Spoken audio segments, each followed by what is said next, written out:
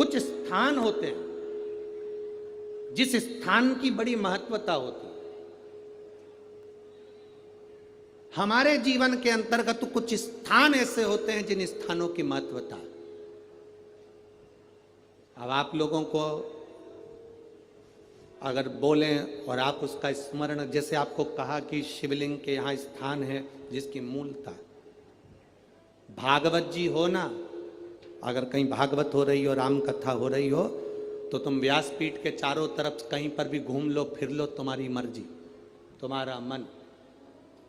पर शिव महापुराण की कथा जब चलती है, व्यास जी महाराज अगर शिव महापुराण के इस व्यास पीठ पर, कोई भी व्यास जी अगर शिव पुराण की पीठ पर बैठ गए,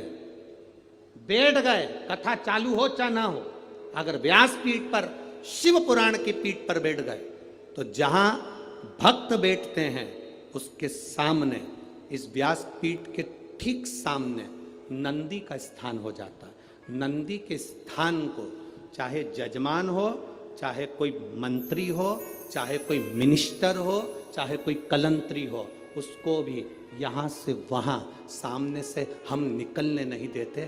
क्यों?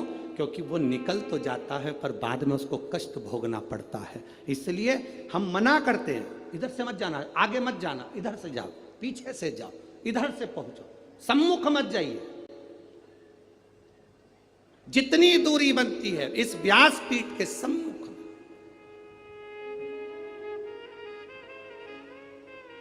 अब उसको समझने वाला समझ नहीं पाता, इसलिए हम जब साउंड वाला साउंड लगाता है, बक्से वाला बक्सा लगाता है, तो हम उससे कह देते हैं यहाँ से यहाँ तक पैक कर दो, ये नंदी की जगह पर कोई के चरण ना पड़ जावे।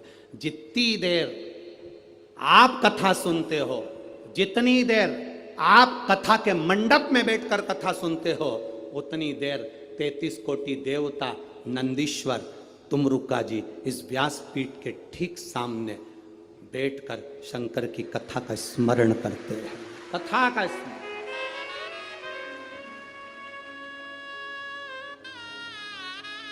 उतनी देर शिव भक्ति का स्मरण वो कर रहे होते हैं। एक चित्त वृत्ति में बोला, चित्त वृत्ति। कई कैमरे वाले ऐसे होते हैं, फोटो खींचने वाले होते हैं, हम उन्होंने अभी तक शिव पुराण में कभी गए नहीं होते हैं। वो क्या भागवत जी में गए हैं, राम कथा में गए हैं, तो कहीं से भी निकल जाते हैं, उनको अंदाजा नहीं रहता। हमारे भक्त उनसे कहते, भैया सामने से नहीं जाना, जाना पीछे से, आप उधर से जाना, शिव के पीछे से निकल जाना, सम्मुख मत जाना। तुमरुका जी है, नंदीश्वर है, उनके गण है, वहाँ स्थान है उनका। जितनी देर व्यासपीठ पर व्यास जी बैठा है उतनी देर तक वो स्थान मूल है। व्यास जी नीचे उतर गया, तुम पूरी व्यासपीठ पर कहीं पर भी घूमो, जब तक कोई पंडित शिव पुराण वाचने नहीं बैठा तब तक तुम पूरी व्यासपीठ पर कहीं पर भी घूमो, कोई मतलब नहीं। पर जिस समय पर व्यास बैठ गया उस समय पर तुमरुका जी को आवाहन कर कर, नंदीश्वर को आवाहन कर कर, झोली पसार कर, उसको प्रणाम कर कर, आमंत्रित करके, झाड़ू लगा के, बाबा आपका स्थान साफ कर दिया है, आओ आप बैठो तुमरुका जी, आओ नंदीश्वर आप बैठो, आपका स्थान हो गया। 3 बार झाड़ू लगाकर बाबा को स्थान देकर तब व्यास जी व्यासपीठ पर बैठता है शिव पुराण करने के। उस स्थान की मूलता होती है। क्यों व्यासपीठ से कहते हैं कि उठकर जाओ, तुम्हारे शरीर में कैसा भी रोग हो, कितना भी रोग हो, श्री शिवाय नमस्तुभ्यम जिस जगह पर बैठकर तुम कह रहे हो, उस भूमि की रज को केवल स्पर्श कर कर जाना और 3 महीने में हमको बताना कि बाबा ने तुमको हाथ पकड़ा कि नहीं पकड़ा, साधा कि नहीं साधा।